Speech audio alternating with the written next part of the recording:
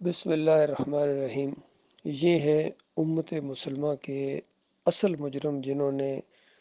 امت مسلموں کو فرقوں میں بانٹا ہے، ان کی طاقت کو پارا پارا کیا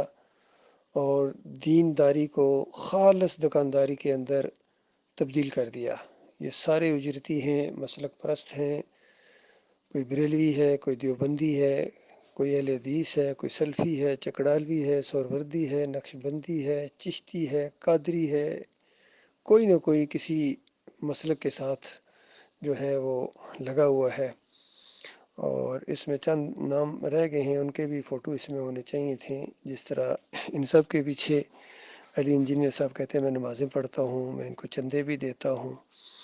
پھر جہاں انہوں نے شرک پھیلایا ہے وہاں محمد حنیف کا بھی فوٹو ہونا چاہیے تھا، منور سلطان کا بھی، قاری خلیل الرحمان کا بھی۔ یہ چند فوٹو رہ گئے ہیں،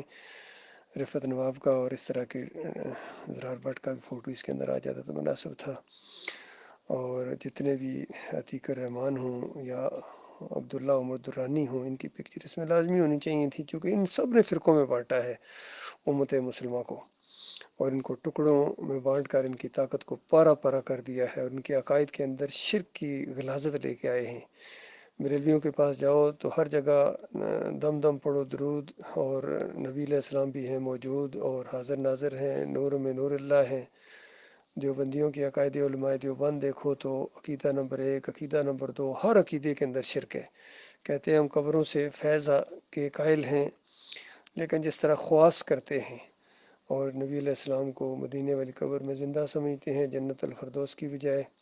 اور یہاں اعمال پیش ہونے کا عقیدہ رکھتے ہیں، یہی عقیدہ ہے اہل حدیثوں کا۔ میاں نذیر فتویٰ دیتے ہیں کہ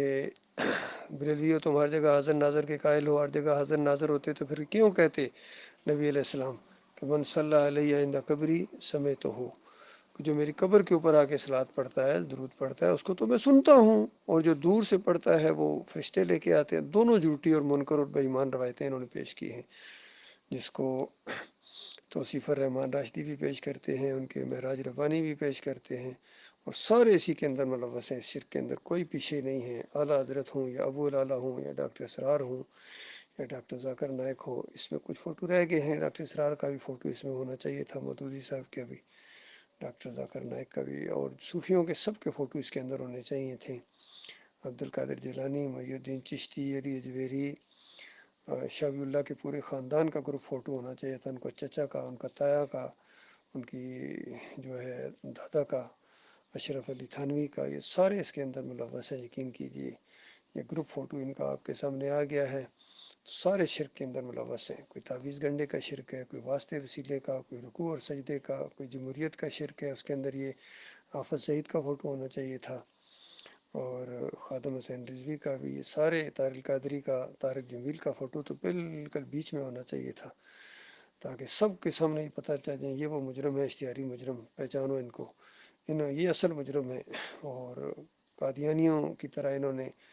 جو ہے امت مسلموں کو بالکل فریب دیا ہے، اور صحیح جو معنی ہو سکتا تھا کسی روایت کا یا قرآن آیات کا، صحیح معنی مفہوم بیان کرنے کے بجائے انہوں نے اپنے دماغ کے مطابق مشرکانہ دماغ سے پھر تفسیریں کی ہیں، اور پھر کہیں واسطے وسیلے کا شرک انہوں نے قرآن سے ثابت کرنے کی کوشش کی ہے، کہیں رکوع اور سجدے انہوں نے اندازہ لگائی قرآن سے ثابت کرنے کی کوشش کی ہے۔ ڈاکٹر اسرار کہتے ہیں کہ سورہ الحشر میں الاول والآخر والظاہر والباطن، یہ وحدت الوجود ہی تو ہے۔ اشرف علی تھانوی صاحب کہتے ہیں کہ اللہ کے بندوں کو نبی کا بندہ کہا جا سکتا ہے، سورہ زمر میں آیا ہے، قل یا عبادی الذین اسرفوا علی انفسہم، اس آیت کو پیش کر رہے ہیں، حالانکہ وہاں صاف مطلب ہے کہ اے نبی میری طرف سے میرے بندوں کو کہو۔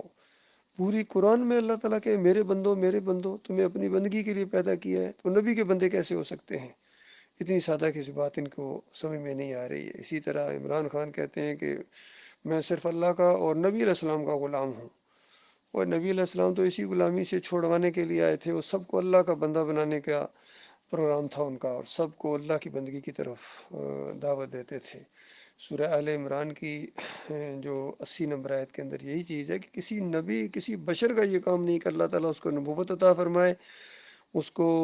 کتاب اس کے اوپر نازل کرے اور حکمت اور دانائی دے، اور پھر لوگوں سے کہے کہ اللہ کے بجائے میرے بندے بن جاؤ، میرے غلام بن جاؤ۔ کبھی کوئی نبی ایسی بات کہہ سکتے ہیں؟ سوال ہی پیدا نہیں ہوتا۔ مالک فرماتا وہ تو ہمیشہ کہیں گے کہ اللہ والے بن جاؤ، ربانی بن جاؤ، اللہ کی بندگی کرو،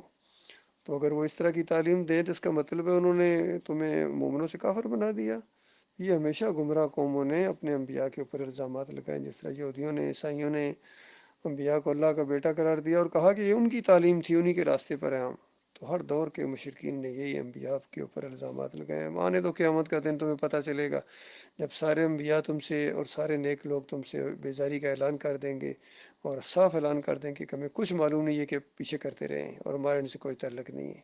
ان کو کافر قرار دیں گے، اور فرشتے بھی ان کے اوپر لعنتیں بھیجیں گے، اللہ کی لعنتیں بڑی ہوں گی، ہمیشہ ہمیشہ کے لیے اللہ کی رحمت سے دور کر دیے جائیں گے۔ اس وقت کیا ہوگا؟ لہٰذا جو زندہ ہو واپس لوٹو ایمان خالص کی طرف، اللہ کے بندو، جو مر گئے ہیں ان کے لیے تلافی کا کوئی موقع نہیں ہے، جو زندہ ہے ان کے لیے موقع ہے کہ ایمان خالص کی دعوت اٹھی ہوئی ہے ہمارے اپنے خطے سے، توحید کی دعوت، ایمان خالص کی دعوت، اس کے ساتھ چمٹ جاؤ اللہ کے بندو، اور شرک کی ایک ایک قسم کو پہچانو اور اس سے برات کا اعلان کرو، بیزاری کا اعلان کرو۔ شرک پھیلانے والوں سے تمہارا کوئی تعلق نہیں ہونا چاہیے، ان کو امام اور امام زیادہ کہنے کی بجائے، یا ان کو اپنا لیڈر اور ان کی امامت قبول کرنے کے بجائے ان کا کفر کرنا ہے، اور یہ اب مقتدی بننے کے لائق نہیں، امام اور امیر جماعت ان کو کیا بنایا جائے، قائد اور رہنما ان کو کیا کہا جائے، یہ تو پیچھے چلنے کے لائق نہیں ہے۔